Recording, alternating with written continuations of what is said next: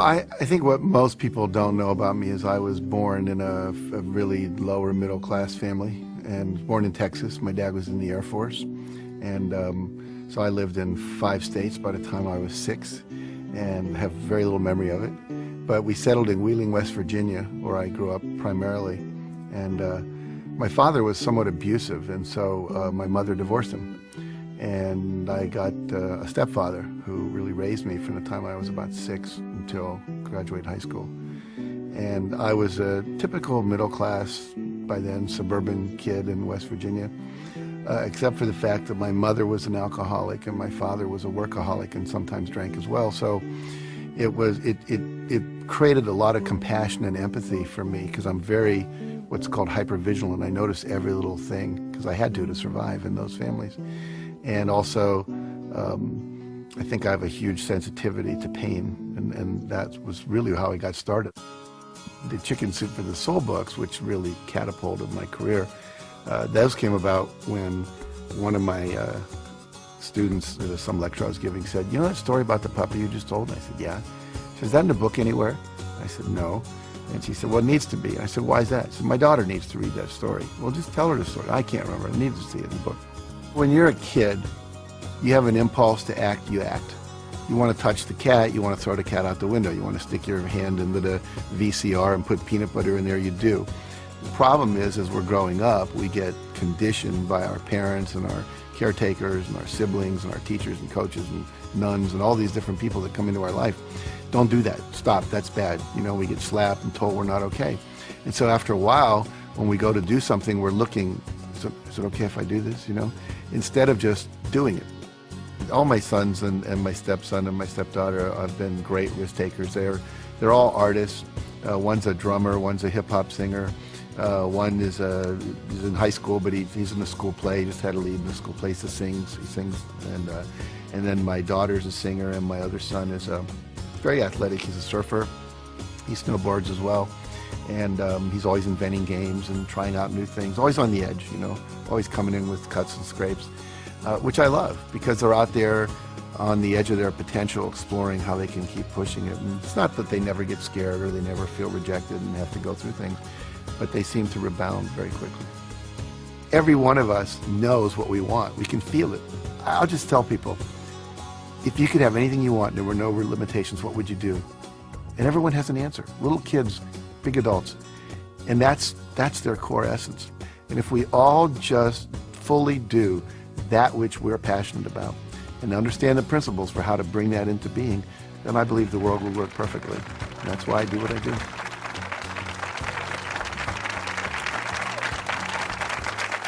Thank you. Thank you very much. Well, it's a pleasure to be here and to share these ideas with you and really help you take your life to the next level, which is what we all want to do, or we wouldn't come out to these kind of events. I'm going to start by sharing with you a number of very important critical ideas. And the first one is this one. There's a friend of mine, his name is Orrin Hudson, and he was the Alabama State chess champion. And he grew up in the ghettos of Birmingham and became a chess champion. Then he was the #1 Cadillac dealer and became a professional speaker. And I was talking to him, we were having lunch together down in New Orleans, and it was at a professional speakers convention, and we were talking about my new book, The Success Principles. It was about to come out, and he said, "You know, to me, success is like knowing the combination to a lock." He said, if you know the combination to a lock, it doesn't matter if you're male or female, white or black, Hispanic or Asian, you're 55 or you're 16, your IQ is 150 or your IQ is 93. If you know the combination, the lock has to open. And the problem is, most of us are going through life and we don't know the combination. We maybe have 3 of the 4 numbers we need, but we don't have them all. And so the idea is that what I'm about, what I've spent 30 years of my life doing, was researching what is the combination to the lock, interviewing people at the top of their careers, whether they were athletes, politicians, people in business, etc., and saying, what is this combination? What is the system? And if you know a system always produces a predictable result. You know, if you use my Aunt Betty's apple pie recipe, it always comes out really good if you do what it says, because it's a system that's proven. And so I want to share with you the basics of a system that works. No matter what you're starting out at, wherever you are, it will work for you. And you may remember oilman J. Paul Getty. He was at one time the richest guy in the United States. And he said there are 3 secrets to success. It's very simple. He said, you have to get up early, you have to work hard, and he said, find oil. It's that simple, okay? Now, obviously, it's not that simple. If it were, we'd all just go do that. And so I wrote this book called The Success Principles, and in it there are 64 principles of success. 64. Now, that's a lot. A lot of people go, you know, that's like too much to learn. So what I've done for you today, we're going to cover about 8, 9 of those principles, the core essence, the necessary building blocks that if you do them, they'll take you to the next level. Now, the promise I always make people is threefold. If you do this work and you apply it to your life, and the key is apply it, not just listen to it, but put it into practice. Number 1, you can double your income. And number 2, you can double your time off. And you can create more balance in between your work life and your family life and have a lot more fun. And you can do that in 3 years or less. Now, how many people here, if you could double your income and double your time off in 3 years or less, would be interested in learning how to do that? Okay, good response. We're talking to the right crowd. So basically, how do we do that? And I first of all want to tell you that it is possible, because a lot of times people go, well, how do I know I can really trust you? Well, I've done it in my own life, and I've taught hundreds of thousands of people to do this around the world. Just a couple of quick little stories here. We work with a company called Remax of Indiana. It's a real estate company. And we taught them these principles. And in the first year, 65% of the people doubled their income. By the end of the second year, over 85% of the people had doubled their income. And the company had doubled its total revenues. And went on, many people tripled and quadrupled their income in 2 years or less, okay? In my own life, here's one of my students, Scott Schilling. He said, I took your training and I learned these principles, and literally, he said, I made 22% of my 365-day salary in just 2 days after working with you. Now think about that. That's a fifth of his yearly income in 2 years. I mean, 2 days, rather. Look at my own life. I have a Guinness Book of World Records. I had 7 books appearing on the New York Times bestseller list on the same day. Stephen King was the only guy that had 6 before that, and he had done that book, The Green Mile, and it came out in 6 chapters. No one's ever done that since. Here's a check written to me for $1,130,328.35. It's the first check our publisher had ever written for $1 million. He actually put a smiley face in his signature, if you can look real. He was so happy to have to write that kind of check. And that represented 3 months of book royalties for the first Chicken Soup for the Soul books. And that year, Mark and I both made $6 million. My co-author and I split a $12 million royalty on that. Now, I share that with you not to impress you about me, but to impress upon you if little Jack Canfield, who grew up in Wheeling, West Virginia, and who graduated from the half of the class that made the top half possible, can do this, then literally anybody can do it. It's not about brain power. It's about knowing the principles. Gravity always works. If I drop this, it always falls. It's never floated. Never had that happen in my life. And so if you know the principles, you can use them. Like we can make water flow downhill. All the drainage systems in your house take advantage of that. Gravity works. So what are the principles, again, that work for us? Now, Jim Rohn says you can't hire other people to do your push-ups for you. I love that quote. I can't hire, what's your name? I can't hire Robin to go to the gym and work out for me and have my muscles get more toned. I can't hire you to meditate for me and I'm going to get a higher consciousness. I can't hire you to do my planning for me at night so my day is more organized the next day. All the things I'm going to teach you are things that you have to do. They're things that no one else can do for you. There are things. You can delegate certain things in your life, but not your health care, not your meditation, not your exercise, not these principles and strategies that we're going to be learning here today. So the first principle, building on that, says you must take 100% responsibility for your life and your results. And what that means is you have to give up all blaming, all complaining, all excuse making, all looking out at the world and saying, well, if the world were different, then I would be better off. Right now, we're all upset about the Chinese and the Indians are using more oil, which is sending the oil prices up, and we wish that wasn't happening. Some of you may love the president we have, some of you may not. We go through all these things where we say, if it wasn't for that, if it wasn't for the war, if it wasn't for him, if it wasn't for her, if it wasn't for the economy, then my life would be working perfectly. But there's a little formula I learned that's very, very powerful, and it really is the basis of everything I teach. It says E plus R equals O. And what that stands for are the events in your life, you have a response to them, and that creates outcomes. And everything in your life that you experience, whether you love it or you complain about it, is an outcome of how you've responded to earlier events. For example, if I put $200 in front of you and you go out and party with it, a month later your net worth hasn't increased. But if I put that $200 in front of you, that's the event, your response is you invested, and then a year later maybe it went up to $250. So now your net worth went up. Same event, different responses. What's your name? Valerie. Let's say I say to Valerie, of all the people I've ever met, Valerie, you have to be the biggest idiot I've ever met in my life. Now, how many people think that would raise her self-esteem? No hands go. How many people think that make her self-esteem go down a little bit? Yeah. See, everyone that just raised your hand was not listening to the lecture called E plus R equals O. It's not what Jack says to Valerie, it's what Valerie says to Valerie when Jack stops talking. She might have said, oh my God, the man's only known me a few minutes, how'd he figure it out so fast? Right? Her self-esteem would go down. Or she might say, Canfield has only known me for a few minutes. He can't really know what I'm like. I'm sitting in the front row. People that sit in the front row are really willing to participate. I've got a good ego structure. You see me smiling at my jokes. Beside him, one of the more attractive women in the room probably can't keep his eyes off me anyway. Now, if he said that, which way would her self-esteem go? It would go up, see? So if she says that. So basically, it's not what people say to you. It's not what they do to you. The world's just out there worlding. It's not personal. And if you want a different outcome, because E plus R equals O is like 2 plus 2 equals 4, and if you're not happy with 4, you've got to change your response. The word responsibility means you have the ability to change your response to something other than what you're currently doing. And if you would do that, you would get a different outcome. Does that make sense? Yeah. So basically, we are responsible to change our behavior until we get the outcomes we want. And that's kind of an experiment. You never know if something's going to work or not. Maybe you're distant from your spouse and you try a new communication technique you learn in a workshop and it works. You go, ah, great. Or maybe you try and it doesn't work. Well, there's just about 500 more you could try.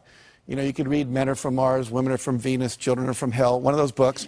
And just kidding. But, you know, there's so much out there, so many good techniques. And unfortunately, most people don't experiment with trying on new ones. Life should be approached as a huge experiment.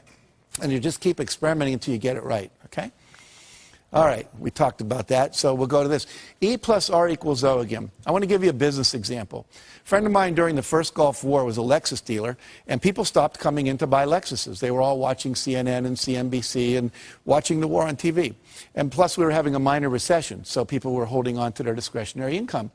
So what happens was, he said to his staff, E plus R equals O. There's a war. People are watching TV. Our responses, we've been doing the same thing. Ads on the radio, ads in the newspaper, waiting for people to come in. Well, they're not coming in. We better do something different. We're not going to go out of business, but we're going to take a huge economic hit if we don't. So they tried 4 things, one of which worked. I'll tell you what that was. They said, if the people aren't coming to us, let's take cars to where they are. Okay? So they would go out with 5 or 6 Lexuses, and they'd go to a party. What's your name, sir? Tom. They go up and say, Tom, what do you do for a living? I'm an investment banker. You're an investment banker. How's the investment banking business doing these days? Great. Doing great. What's he eventually going to ask me? What do I do? And I'm going to say, I'm a Lexus dealer. And then I would say, have you ever driven a Lexus? Yes. Yes. Did you like it? Loved it. Loved it. You know, we have a new LS400 outside, never been ridden by anyone. It's got the new Nakamichi sound system, quadraphonic sound. It's got the tilt-back mirrors. It's got the new seats that have the air that comes out that can keep you warm or keep you hot, depending on what you need. Would you like to take a little spin with me, see what it's like? Great. So we go and we take a little spin in the Lexus. Now, you come back in. Let me ask you a question. How many of you have ever test-driven a new luxury car and then got back in your old car? You know that feeling? You were really satisfied until then. Well, they ended up selling over 60% of the people they did that with a new car within 2 weeks. Because they didn't wait. They tried something different. And if you keep experimenting like that, you'll find the R that works, but you have to be willing to take a risk. And the reason most of us don't do that is we don't want to feel uncomfortable, because all new things require discomfort. I'd like you all to do this with me real quick. Fold your hands like this, and you can do this watching at home, in your hotel room, wherever you might be if you're watching this on a TV set. And notice which thumb is on top, your right or your left. And whatever that is, I'm going to ask you to unfold all your fingers and have the other thumb show up on top. Okay? Don't just move the thumb, but all the fingers are moving. Now, how does that feel? Uncomfortable? Awkward, strange, yucky, wrong, not me, right? Now, what does your body want to do? Go back. Wants to go back, so let it go back. How's that feel? Most of you said better. Tom over here went, oh, like, I'm me again, right? What happens is, literally in life, this is what stops most people from being successful. One of the things is that they would rather be comfortable than do what's required. Anytime you do something different, it's uncomfortable by its very nature. Now, most of you remember learning to drive a car. You were probably awkward. You know, you forgot to hit the clutch when you hit the brake. But after a couple months, you're there driving with your knee. You got a Big Mac in your left hand. You're breaking up a fight in the back seat with the kids with your right hand. No big deal. But you have to be willing to go through that awkward, uncomfortable stage. And most people, unfortunately, won't do that. And so they get locked in what we call their comfort zone. So what I want you to do is to realize that life is an experiment. You have lots of responses that are possible. And I'm going to teach you some of those new ones, perhaps, that you can apply to your success. So there's three kinds of responses. Number one is your behavior, what you do and say out loud. Number two is your thoughts. Number three is the images you hold in your head. Those are the only three things you have any control over in your life. What you say and do, the thoughts you think, and the imageries that you hold inside your head. So we're going to look at this whole area of thoughts for a minute. And I'm going to ask somebody to come up here and volunteer to do a little exercise with me. It'll take about 1 minute. So, okay, great. What's your name?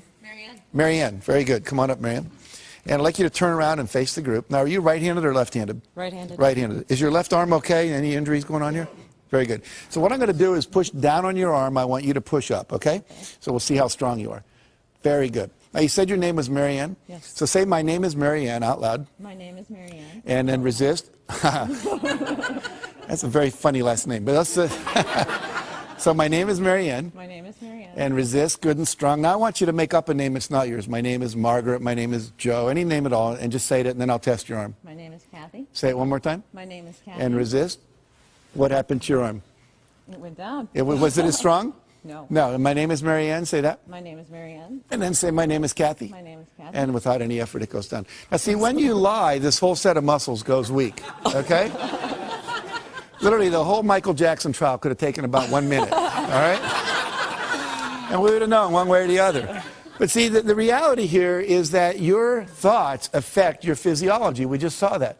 The brain wasn't designed to lie. It was designed to perceive truth and organize truth and express truth. Then things work. Otherwise, you're called psychotic or you're called a liar and get some trouble and so forth. So let's look at one of the lies we tell ourselves. I'd like you to think of something you always wanted to do, Marianne, that you didn't think you could. Like, I can't sing, I can't bowl, I can't skydive, I can't start a business and run a family. You know, anything at all that feels true for you. Okay. It would take me a minute. That's okay. I'm kind of confident. Uh-huh. Okay. You got one? Mm-hmm. Okay, can you say it out loud? I can't swim in the ocean out too far. I can't swim in the ocean out too far. So say it again. I can't swim in the ocean out too far. And notice what happens to your arm. Now say, I can swim out in the ocean as far as I want. I can swim out in the ocean as far as I want. One more time. I can swim out in the ocean as far as I want. And resist. Notice what happens now. You're twice as strong. So what happens is when you say I can't, you actually weaken yourself. You weaken your resolve. You actually change your physiology, become less resourceful. You're less capable to actually do the thing you're saying I can't. So it becomes a self-fulfilling prophecy. Do two more quick things with me. Close your eyes and remember a failure experience in your life. You're not going to have to share it with anybody, just to yourself. But you set a goal and somehow it didn't work out. And when you can remember such a time, just nod your head. Okay. You got one? Okay, so I want you to visualize what you saw at the moment you knew it wasn't going to work. There's the pink slip, person slamming the door, whatever it is. And when you have that image, just imagine, just nod your head. Okay, and notice what happens to your arm. Now open your eyes. Did you eat any meals today? Yes. Name one thing you ate.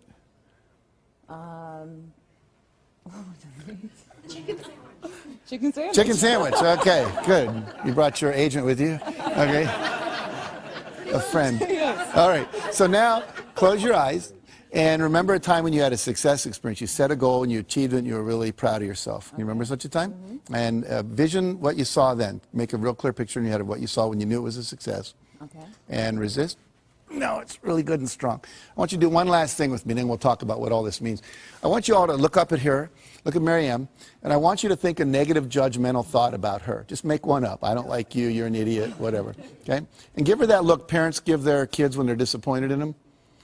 And I want you to resist with all your strength. And notice what happens to your arm. Can't do it. Now smile at her and send a positive thought. Wow, she volunteered in front of all these people to go up there with Jag. And resist. Can you feel the difference? Yes. So what happens here is when you say I can't, when you lie, when you focus on your failures instead of your successes, and when you surround yourself with people who are judgmental rather than encouraging and empowering, it actually has a physical effect on you. So that's how powerful thoughts are. We see that our thoughts affect us and other people's thoughts affect us. So we have to be very careful where we place ourselves and who we hang out with and who we surround ourselves with. Give Marianne a hand for coming up here. Thank you very much. Okay. So partly here, we've just done this thing. This is called a kinesiology demonstration. Kinesiology is a fancy term for muscle testing, all right? And one of the principles here is you have to eliminate the phrase I can't from your vocabulary. I can't, I wish I were able to, I'll try. Those are all ways of saying I'm not capable. And they're very insidious, and it's part of our culture. I actually teach people to wear a rubber band, and if they say something negative about themselves, they just snap themselves when they're aware of it. Not like to really hurt yourself, but just to raise your awareness. In my company, if anyone says I can't or we're not able to, we can't get that done by Friday, you know, they'd say something like, well, we'd need 8 people to do that. Well, great, call a temporary agency. It can be done by Friday. And if they'd say something negative, it cost them $1. We'd fine them. We'd put it in a jar, and at the end of the month, we'd give it to charity. Well, we stopped doing that after a couple of years because no one was doing it anymore, because the culture shifted because of that focus. Henry Ford said, whether you think you can or think you can't, either way, you're right. Why is that? Because if you think you can, you will try. And if you try, you're probably going to pull it off. And if you think you can't, you won't. And if you don't try, then you're not going to get it done at all. Make sense? Okay. Maddie Christensen was a kid I interviewed for our book. Imagine this picture. He has no leg from the knee down on this leg, no leg from the knee down here. 2 prosthetic devices that he's got. His right arm is just a normal prosthetic device, and his left arm from the elbow down is a prosthetic device with a lacrosse stick appended to the end. He is the pitcher on his Little League baseball team, and he could use that to catch the ball. His team, with him as the pitcher, went to the New York State Finals in Little League. He wrestles, he plays basketball. How many of you, if you'd been born with no arms past the elbow and no legs past the knees, would have thought that baseball was your career? But Maddie went for it. I can tell you story after story. I met a kid named Kyle Maynard last year. He wrote a book called No Excuses. We were over in Ireland together. He has no legs past the knees. He was the #2 wrestler in the state of Georgia his senior year in high school, and now wrestles for the Georgia State University Wrestling Club. Wrote a book on Oprah. He can type 150 words a minute with the stubs of his arms. He can eat with a spoon. I mean, he's the most amazing guy. And we say that, and then when I hear that and I look at these people, I think, what's my excuse? What story am I telling me that I can't do something when these people can do that? And I tell you that hopefully to inspire you to realize you can do anything. There's nothing you can't do. And all those people that are out there that are doing anything that you go, wow, that's great, is just a model for you that says this is possible. And if they can do it, I can do it. He said to me when I was interviewing him, he said, you have to give up all of your excuses. He said, you have to become solution-oriented. You have to move in such a way that you're always solving a problem. He said it was just a problem to be solved because he was so passionate about what it is that he wanted to do. Some of you have seen Tony Robbins on television, and he tells a wonderful story that we put in our first Chicken Soup for the Soul book of being in New York. He sent his staff out. He said, I want you to go find a van because I want to take some food, put it in some baskets, about 30 baskets of food, and we'll go give it to the homeless people up in Harlem. So they went out to rent a van. He came back a couple hours later from some radio interviews. There was no van. He said, where's the van? I said, Tony, there are no vans for rent in New York. They're all being used. It was Thanksgiving weekend. They'd all been rented up. He says, well, why didn't you just go get one from someone else? I said, Tony, people own them. They're using them. He says, come on. And they went out on the street. And the first van that came by, Tony jumped out in front of it like this and started going like that. Now, Tony must be, I don't know, 7 foot, 8, 10, whatever. He's big. And he said, I learned something about New Yorkers that day. He says, they don't stop. They speed up. So he said that strategy wasn't working. E plus R equals O. We need a different response. So he went to where the cars had to stop, called a traffic light. And then he'd knock on the window and they'd roll it down and he'd say, hi, I'm Tony Robbins. You may know me from TV. But even if you don't, what we're trying to do is rent a van and, find a van. We're glad to pay you to rent it. And we'd like to just get some food and drive it up to Harlem and give it to some homeless people. And they would all say, I don't want to go to Harlem. It might not be safe up there. And so this went on for a half hour. And finally, Tony's staff said, Tony, give it up. It's never going to happen. We're not going to get a van. Let's go eat dinner. And Tony said, that's a terrible attitude. We are going to get a van. It's just a numbers game. Well, another half hour went by. And Tony knocked on the window of this one van. And the window went down and told him a story. And the guy said, jump in. And as he jumped in, the driver reached over and picked the hat up off the seat that Tony was about to sit in, the passenger seat, put it on his head. It said Salvation Army. Turns out the guy was the head of the Salvation Army, Captain John Runnan, for all of New York City. And they went and they bought the food, and he said, look, there's a worse place even than Harlem. Called the South Bronx. Let's go there. And so they went and took 30 baskets of food to people living in these, literally abandoned houses. And he said, we lifted a lot of lives. He said, but more importantly, I raised the consciousness of my staff that day, and they realized there's always a van in New York City. But let's look at what some of the principles are of success that are contained in that story. Number one, Tony had a clear intention. You must know exactly what it is you want. You have to have a goal. You have to have a vision. Number two, he had a positive expectation. He fully expected to get it. Pete Rose, the great baseball player, said, he was interviewed once, he said, when you go up to bat, how often do you expect to get a hit? He said, every time. He said, if I'm not expecting to get a hit, I shouldn't be standing there. And you don't always hit it, but you're going to come from that expectation level. He never gave up because he fully expected the result was going to happen. It was just a matter of time. Number three, he took action. Because a lot of times you have great ideas. I was just here today, a guy was talking about, we were talking about horseback riding, and he said, it'd be neat if they made those gel things they put in the feet to put on the saddle of horses, because your butt gets sore when you ride a horse. And I said, that's a great idea. And he just passed it off. I said, no, you ought to do something about that. How many times have you had a great idea, didn't do anything about it, and then a year later someone did something about it, made a lot of money, got the promotion, etc.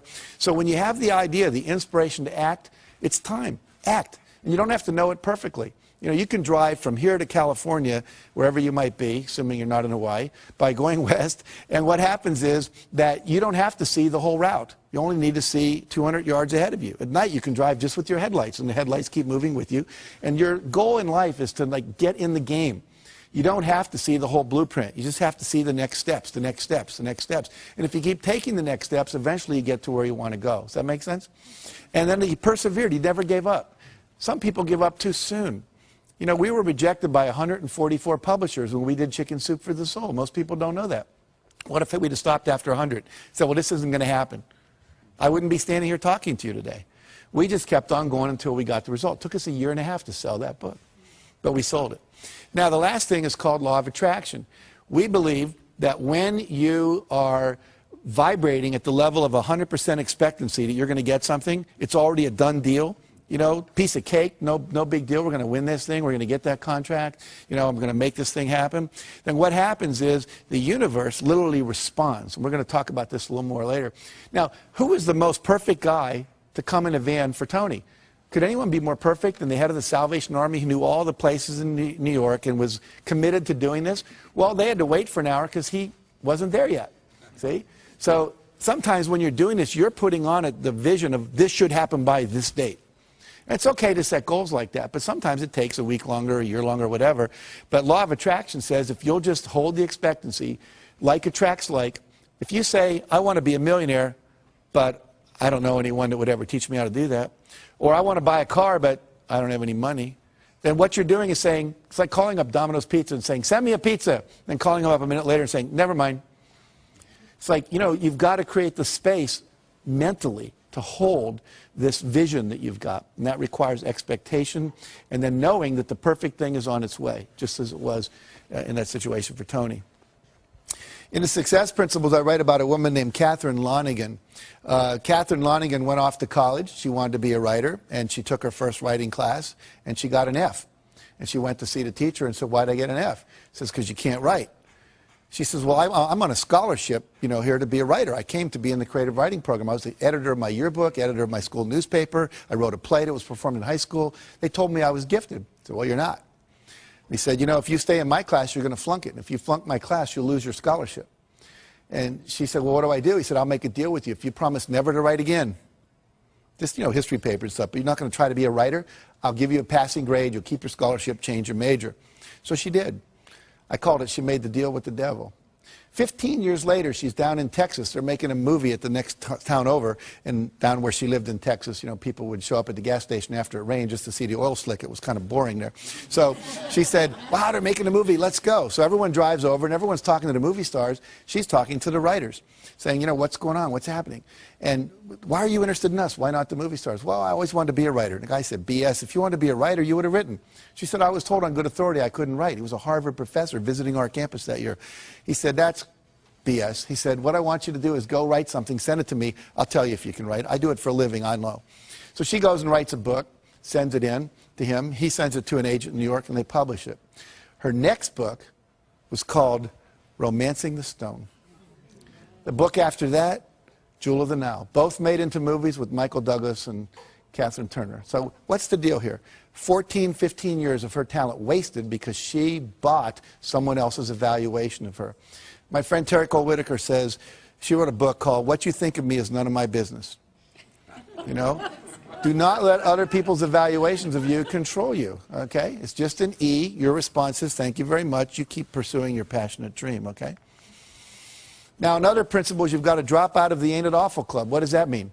It means you have to surround yourself with positive people. We saw when Marianne's arm went down up here when you all did negative thoughts about her. And how many of you, think about this, where do you spend your time? Is it with positive people or is it with negative people? You have to be very careful about where you put yourself.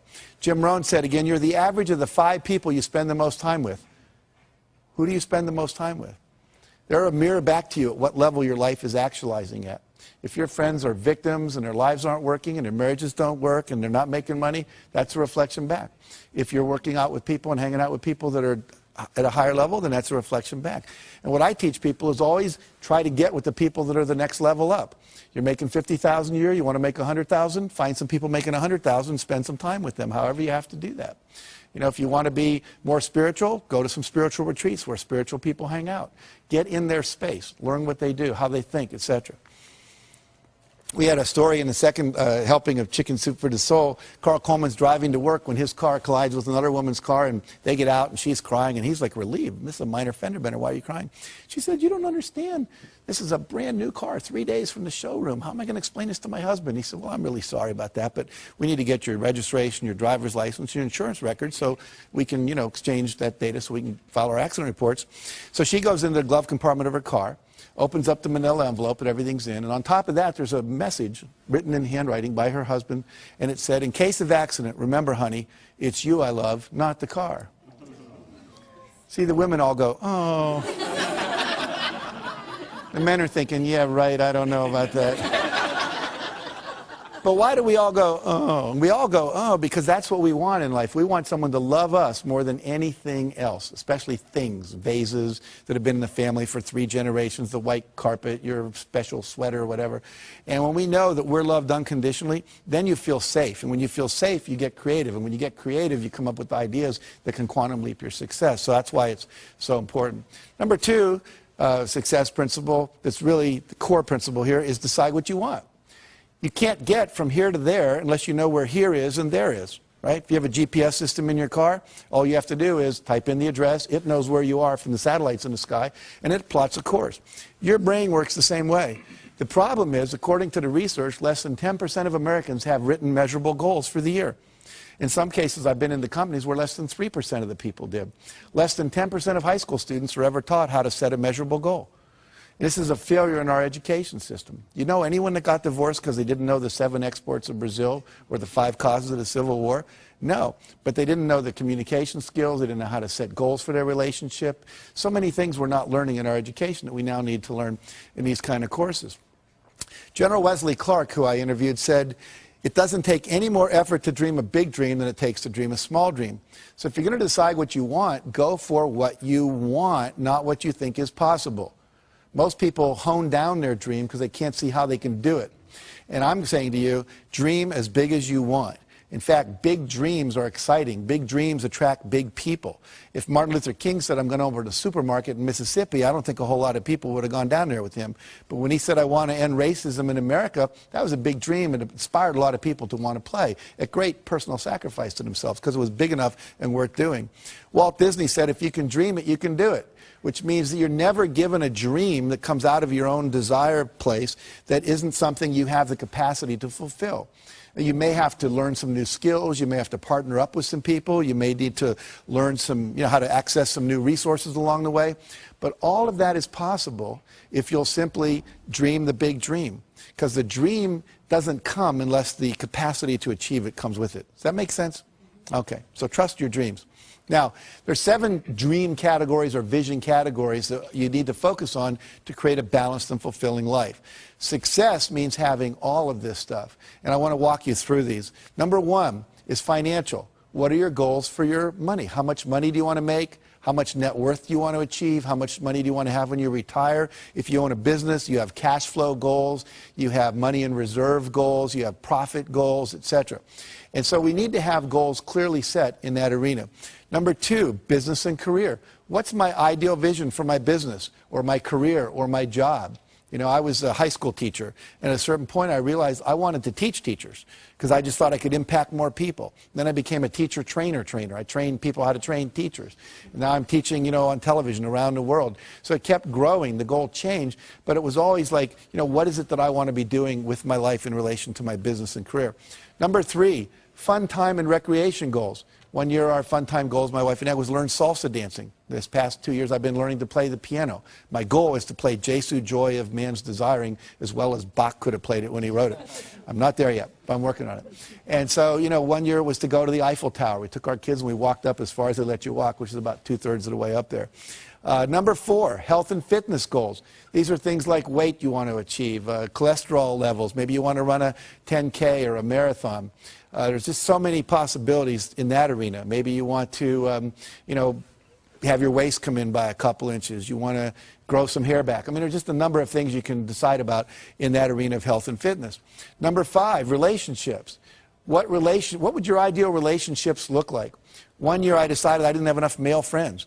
So I created this thing called Boys Day Out. I'd read this article about Kenny Rogers, the singer, and he brought all these athletes down to his ranch in Virginia, and they would spend a week playing all these different games, tennis and soccer and basketball, and I thought, well, I can't do that, but a day a month would be cool. So I asked a bunch of guys that had control of their schedule, lawyers and psychiatrists and people like that, and we created this day, and we would do guy things. We'd pitch pennies, throw baseball cards, play soccer, go to the racetrack, do ice hockey, broom ball. I mean, you name it, we attempted to do it. And it was really a lot of fun. And all of a sudden, I had the guy energy that I needed in my life. Instead of just complaining about not having it, I said, what's my goal? I want this many men friends, and I set out to create it. Number 6 is personal. And this is just things you want to do because you want to do them. You want to write a letter and get it published in the newspaper. You always wanted to act in a play, just, you know, because you thought it'd be cool, or record a song. Or this could be where your personal growth goals, your spiritual growth goals are. You know, you want to reach enlightenment before you die, learn to meditate, you know, get to know a closer walk with God. Whatever it is for you, that's that arena. And finally, contribution and legacy. What is it that you want to leave to the world? What's your vision of your contribution that you leave behind? You know, we've planted over 1 million trees through our work we do. We've given over $3.5 million in the last couple of years to all kinds of charities, limbs for kids that have lost them, child abuse prevention, so forth and so on. So we picked 5 or 6 areas. We said, we want to make a difference there. Habitat for Humanity, we built some houses and so forth. So what is it you want to do? Pick one thing in your vision and go for it. Now, if you had success in all these arenas of your life would be balanced, your life would be fulfilling.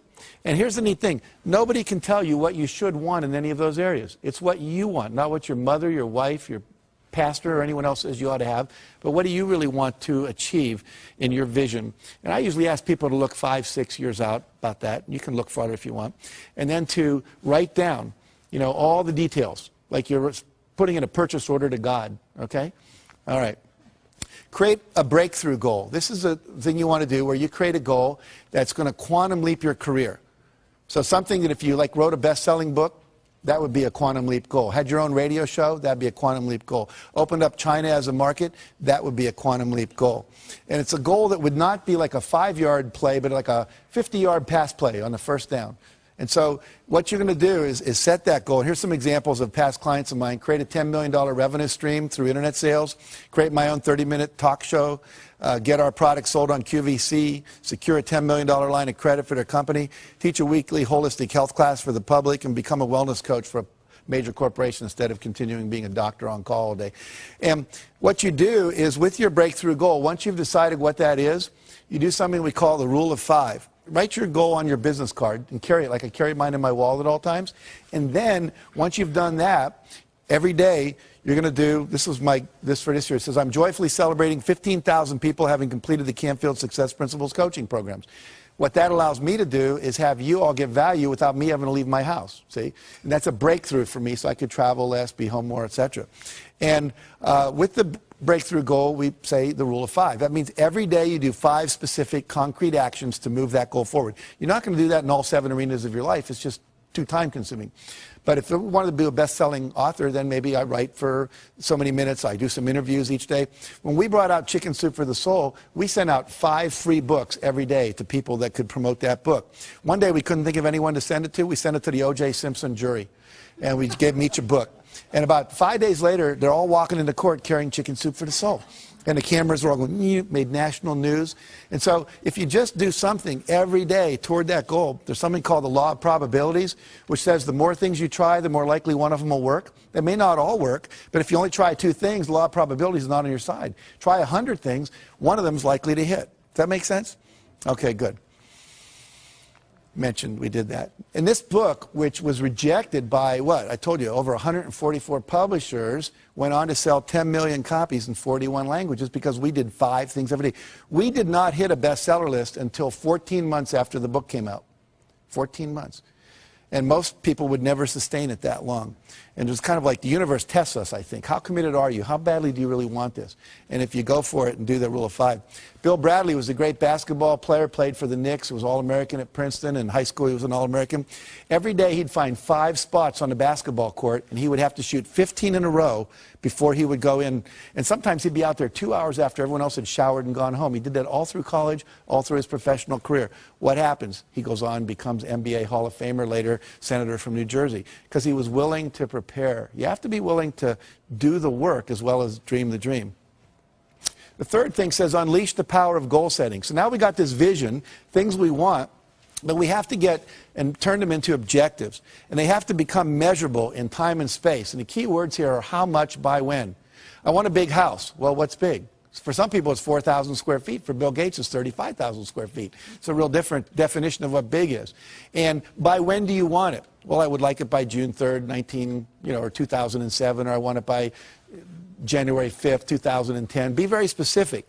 Now, we said it may not show up exactly then, but the more specific you are, your brain will figure out what has to happen to get it to happen in that time frame.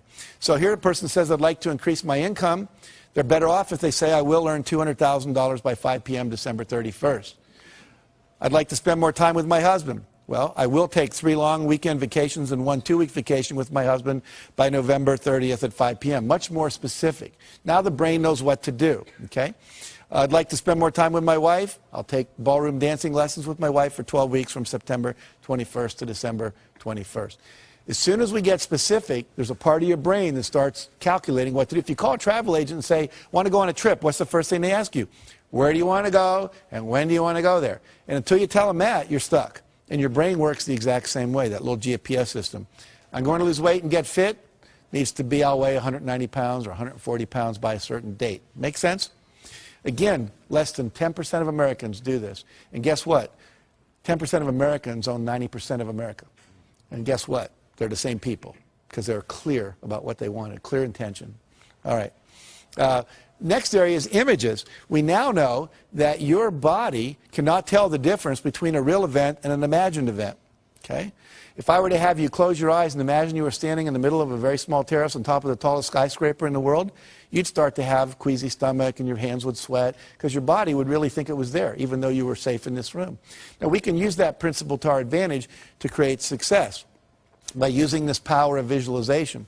And here's an example. One basketball team at Ohio State University, they took and they said, we want 1/3 of you, they all had equal foul shooting records, to not touch a basketball for 30 days. The other third, we want you to go out and practice basketball every day for a minimum of a half hour, preferably an hour, shooting foul shots for 30 days. And the third group, they said, we just want you to close your eyes and visualize shooting foul shots. Don't touch a basketball for 30 days. And guess what? First group, as you'd imagine, showed no improvement. Second group, practicing for 30 days, they get 24% improvement. And the third group that only did it in their mind got 23% improvement when they brought them back to the court and had them practice. So what happens here? I wish it would have been a fourth group, right? Practice and visualize. We'd have probably got up in the 30 or 40% improvement level.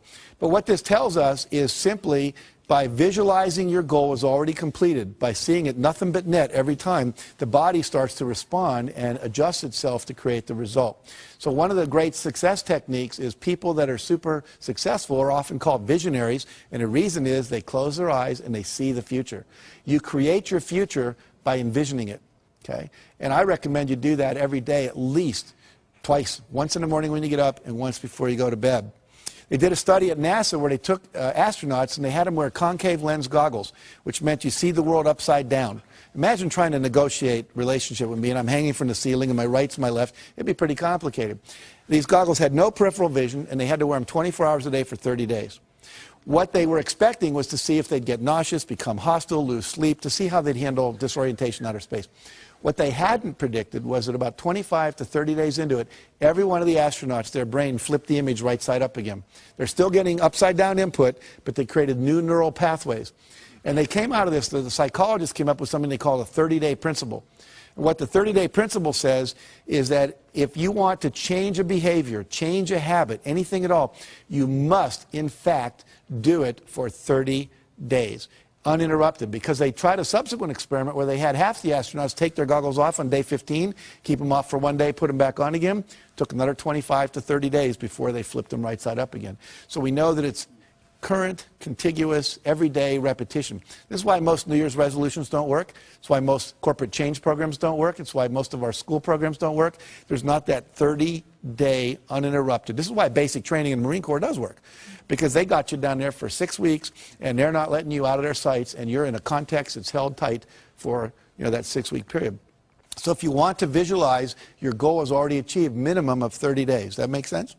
Okay, good. Let's see here.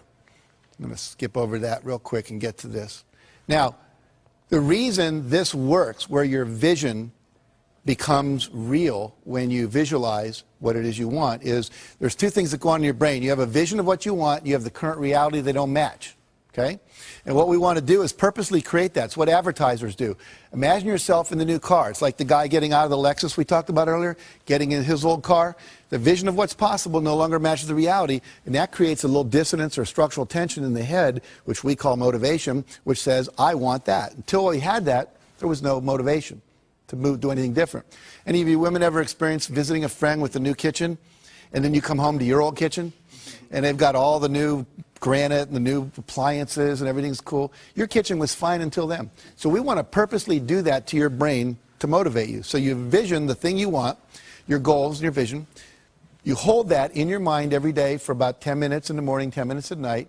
If you have 10 goals, you can cycle through them. I put mine on 3x5 cards, read them, and I close my eyes, see the vision as if it's already accomplished, see the car I want, the program happening in Singapore that we're doing, whatever. Then I go to the next one. I just keep cycling through the cards until I go through all of them.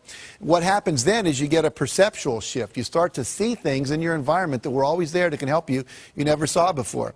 You get expanded creativity. You start noticing that the things that you want, you wake up in the middle of the night, you're in a shower, you start going, oh, that's how we can do it, that's how we can do it, that's how we can do it, that's how we can do it. And unfortunately, most people aren't having those kind of breakthrough ideas because they're not holding the vision. The third thing that happens is you have increased motivation. You'll find yourself doing things just out of nowhere, boom, you get up and you do something, like volunteering. Sometimes people do. That's not like me, but you just do it because you've been holding this that creates it. Now, what happens is that then creates the action that you need to have for the result to occur. Now, I want to show you how this perception shift occurs because this is magical. There's a sentence up here, and we're all going to read this on the count of 3 out loud, if you would. 1, 2, 3. Finished files are the result of years of scientific study combined with the experience of many years. Very good. Now, I'm going to put that back up, and we're going to time 10 seconds on my clock here.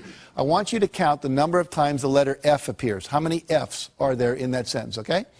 And when you do this, keep it to yourself. Don't say anything out loud, all right? So here we go.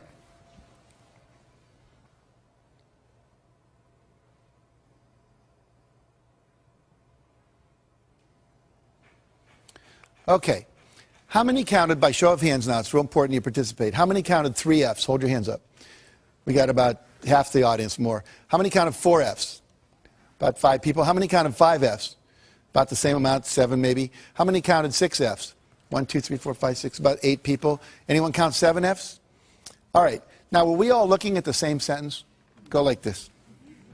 And yet some people saw 3 Fs, some people saw 4, some people saw 5, and some people saw 6. Let's look to see what the real objective reality is up there. There are 3 Fs that I'm sure most of you saw, correct? But there's also 3 more. There are 6 Fs in that sentence. Now, do you think that Bill Gates and Michael Dell and Steven Spielberg and George Lucas see more Fs out in the world than most of us do? Yeah, these are resources. These are possibilities. These are options. These are people that can invest. These are people that can give a good hug. When you visualize what it is you want, it opens up your perceptual filter to let in more information. Right now, you're not aware of what you're feeling in your right foot, but as soon as I say it, you can all feel it. It was getting filtered out by a part of your brain called the reticular system. You are filtering out resources and solutions to your problems all day long. And the only reason you're filtering them out is because you've not had an image in your head that you are going to solve those problems and get those results. Once you do that, it programs this part of your brain called the reticular activating system to open up and let in more resources, to let you see. You'll only see enough to match your vision. If you think you're a $100,000 a year person, you're going to see just enough to make you $100,000 a year.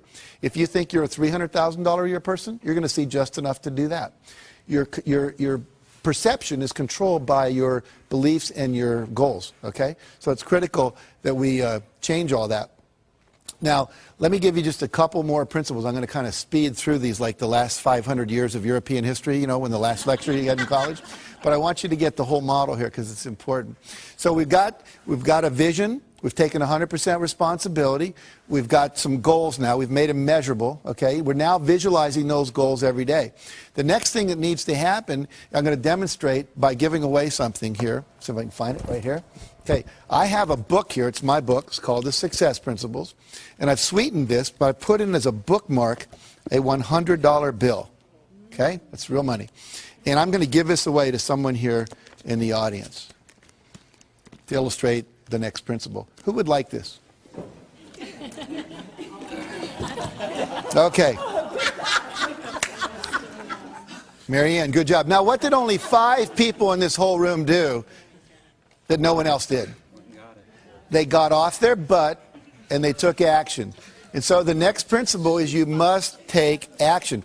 When you start visualizing your goals and this GPS system comes in, you're going to start getting little roadmaps, and we call them inspired actions. You're going to start getting inspirations to act. You must act on them. I've had people, sometimes nobody gets out of the audience, and then I'll ask them, how many of you thought maybe what you ought to do is get out of the audience? And like half the hands go up. I'll say, what stopped you? I didn't want to look like I needed it that much. I didn't want to get up there and have me be wrong and look foolish, you know. I didn't want to like get there second. I thought maybe you weren't really going to do it. I'd look like an idiot, you know, whatever. They have all kinds of excuses. Those are the same excuses they use in their life not to take action on their dreams. So you must take action. But here's the problem, or the challenge. Not every action is going to work.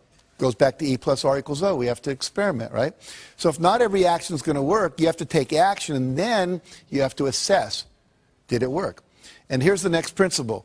Ask for and respond to feedback. Ask for and respond to feedback. Let's say that I was married here. What's your name again? Valerie. Valerie, yeah. So Valerie and I were married, right? And what I would do every week if we were husband and wife is I would ask her, on a scale of 1 to 10, how would you rate the quality of our relationship? Anything less than a 10 gets a follow-up question. What would it take to make it a 10? If we were in business and I was a vendor and you were a client, I'd say on a scale of 1 to 10, how would you rate the quality of our product or the quality of our service or the quality of our delivery? And anything less than a 10 gets a follow-up question. What would it take to make it a 10? That gives me directive feedback on how to improve. Why don't most people ask that question in life? Anyone know? They're afraid of the answer they're going to get. Here's what I want you to get. Everybody in your life, if I'm married to Valerie, her mother knows, her sister knows, the women down at the shop where she shops know, the women in the salon know that she's not happy with me. I'm the only one not in on it. And I'm the only one that can make it better. Isn't that absurd? So asking for feedback is a really critical thing. Asking is a critical principle, period. If I want more, I have to ask other people, participate, support me, be my mentor, be my coach, buy my product, whatever it is. And again, most people don't ask for what they want. And the fear there is fear of rejection.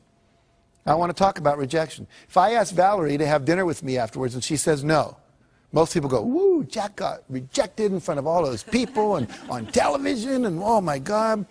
But see, let's look at it. Did I have anyone to eat dinner with before I asked Valerie? No. Did I have anyone to eat dinner with after I asked Valerie? No. Did my life really get worse? No, it stayed the same. See, if I apply to Harvard and don't get in, I wasn't in Harvard before I applied, I'm not in Harvard after I applied. And as one of my friends pointed out recently, you spent your whole life not going to Harvard. You know how to handle that, right? It's not that difficult. So you have to be willing to ask. You have to reject rejection. And then the other key, after you respond to the feedback and give the feedback, is you've got to persevere. You never, ever, ever, ever give up. 144 publishers said, no, we're not interested in Chicken Soup for the Soul. We didn't give up. I had a friend who wanted to be a chiropractor up near Pebble Beach, California, and he went to the Chiropractic Association and said, you know, would you help me open my office here? And they said, no, we really don't want any more chiropractors here. We're going to recommend you go somewhere else. We have one chiropractor for every 8 people. He said, well, I really want to be here. So he ignored them. Remember, what you think of me is none of my business. And he went out, and he literally knocked on doors for 6 months. Knocked on 12,500 doors, talked to 6,500 people, and asked 4 questions. You know, should I name my office this or this? Should I put it over on this side of town or that side of town? If I wanted people to come in before or after work, if they had a 9-to-5 job, would I be better open 7 to 9 or 5 to 7? And finally, he said, what newspaper should I advertise in? And lastly, he said, if I do an open house, would you like an invitation? 6 months later, he opened his office. His first month in practice, young kid, still in his 20s, out of chiropractic school, made $72,500 net profit. He netted over $1 million that year. Now, what did he do different than most people? He went out and he engaged people. He asked them, would you like to come? Would you get involved with me? I was giving his talk, and a guy came up to me and said, you know, I've been coming to this church where I was talking to. He said, for 15 years. And now you're telling me about this guy. You know, he came and he knocked on my house. And I talked to him. And I didn't need a chiropractor for 5 years. And then once I had an accident at church, at work, and he said, I still had his card on my bulletin board in the kitchen. And I went to him because you know him. See, we do business with people we know. Okay, so never, ever, ever give up. Ever, ever, ever. Now, other principle. We'll start to wrap this up here. It's never too late to start. Some of you are sitting here or you're viewing this and you're going, but I'm too old. I want to tell you 2 quick stories. Helen Klein. At the age of 55, her husband comes to her and says, I want to train to run a 10K race. That's about 6 miles. She said, are you crazy? We're in our 50s. He said, no, I want to do it. Why don't we just run around the backyard? Now, their backyard was about 3 times bigger than most of our backyards, but it wasn't a ranch or anything. They ran around, and they just dropped dead almost at the porch in the back. Like, and she said, I was so disgusted with myself, I decided the next day I would either walk or run around twice, the next day 3, the next time 4 times. She just kept adding 1 lap every day. Then she started doing it around the block, and she would add a lap every day. Well, in 6 months, she got to the point where she could run a 10-mile race, and she entered it. Now, I met her when she was 83. She was getting an award at the same place I was in California. And she had just finished running a 100-mile marathon. She's run several 24-mile marathons, 5 75-mile ultramarathons, including 1 all the way around Lake Tahoe. She started when she was 55. Cliff Young shows up, Australian, 61, sheep herder, to a race that goes from Sydney to Melbourne. It's about 800 kilometers. He's not wearing Nikes. He doesn't have on Pumas. He's not wearing the latest running gear. All these world-class athletes are there. He's wearing Oshkosh overalls over a T-shirt with a baseball cap, work boots, and galoshes. And they're all laughing at him, like, you crazy? Is this some kind of publicity? So he says, no. He says, what running experience do you have? He says, well, I chase the sheep around. We don't have a horse or anything, so, when, you know. Anyway, they take off, and they're going crazy, and they're running and running and running and running, running. And he just kind of starts shuffling off like this. That night, all the other runners went to sleep. You're supposed to run 18 hours and sleep 6. Well, no one told Cliff that you were supposed to sleep. So he didn't know. So because he didn't know, he didn't do it. He said, I've stayed up many nights chasing my sheep around and make sure they didn't get in trouble. So he's running, and he runs right by him, and because he runs right by him, no one tells him to stop because they're all asleep. He cut 5.5 hours off the world record for that race. Okay? So here's the deal. Doesn't matter how old you are. And the other thing important in that story is the less you know about how you should be and you just go for what you want. See, most of us, we have all these beliefs that are limiting us. Find the stories that inspire you and start believing that. Believe you can. Talk to yourself in a positive way. And if you do that, you can create miracles in your life. And I'll end with this story.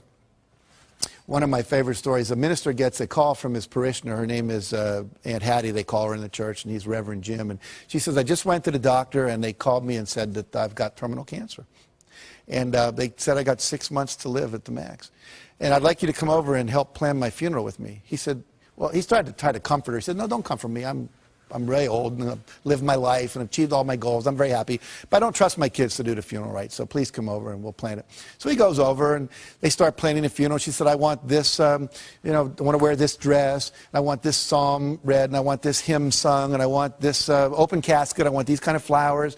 And I want this poem on a card, a memory card with my picture that people can take away. And then she said, I want to be buried, and I want to have my Bible in my left hand and a fork in my right hand. And the minister said, well, I understand the Bible in Hattie, but why the fork? She says, whenever we have those church socials and we're down in the basement and they come by and they say, if it's going to be a really good dessert, they always say, keep your fork. It's not going to be something like Jell-O or pudding. It's going to be apple pie or cherry cobbler or chocolate cake. And whenever they say, keep your fork, I know the best is still yet to come. So when people come by my coffin and they look in and they go, Reverend Jim, why the fork? I understand the Bible. She was very religious, but why the fork? You just look them right in the eye and say, Aunt Hattie knew the best was still yet to come. And so for all of you, if you'll put these principles into action and not think about them, but actually do them, and if you really want to go deeper, get the book or go to one of my seminars or whatever, you can go to my website and download things. It's just jackcanfield.com and take the forms there and use them. I promise you, for you, the best is still indeed yet to come. Thank you very much.